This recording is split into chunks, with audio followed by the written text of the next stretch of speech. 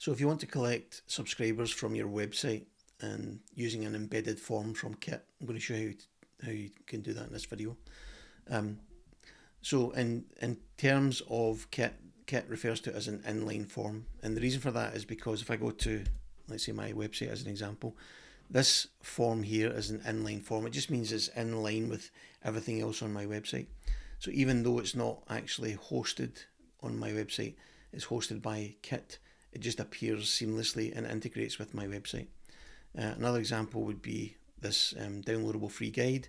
So again, this form here is just an inline form on my website. So inside Kit, we head for grow and then landing pages and forms. Create new form, click on form, and it's this first one here called inline that we're going to be focused on. So I'm going to click that. Kit gives us a bunch of templates we can choose from. Doesn't matter which one you choose. Let's take this one for the purpose of this demo. You can make this look and feel the way you want. So let's say I'm going to give a free call away, book a free call with John, let's say, and I can then add other fields on this. Let's say I'm going to add in first name, put that in there, and then say maybe book my call today, let's say.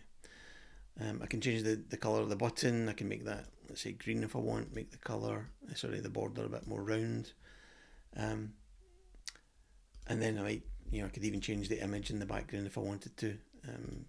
I could take something and unsplash, and maybe say Zoom call. Let's say they've got anything around Zoom calls. Let's just pick a funky background. Let's say this one here. So once you've got the form looking the way you want it to look, you need to configure the settings under this settings button here. You have two options. You can either show a success message or redirect them to a URL.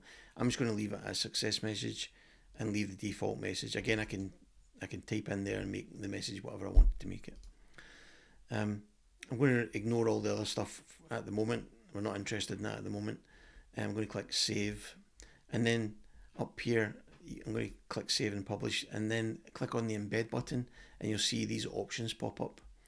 I'm going to recommend you use JavaScript, so I'm going to click on the copy button for JavaScript, and that little snippet of code is now saved into my clipboard, and I'm going to head over to my website and paste it in there.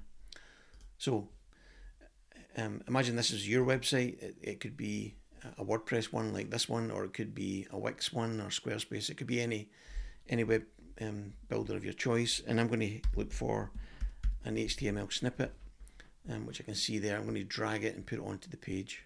Okay. Once I've got it on the page, all I do is paste in that little bit of code that Kit gave me, and right away you can see that form appears immediately in my page. So if I just hit the publish button and then click this little I button to see the preview, it's going to show me what the website is going to look like. So now I can see immediately that form is embedded in my website. Even though it's not hosted by my website, it's hosted by Kit. It looks and appears like it's part of my website for all website visitors.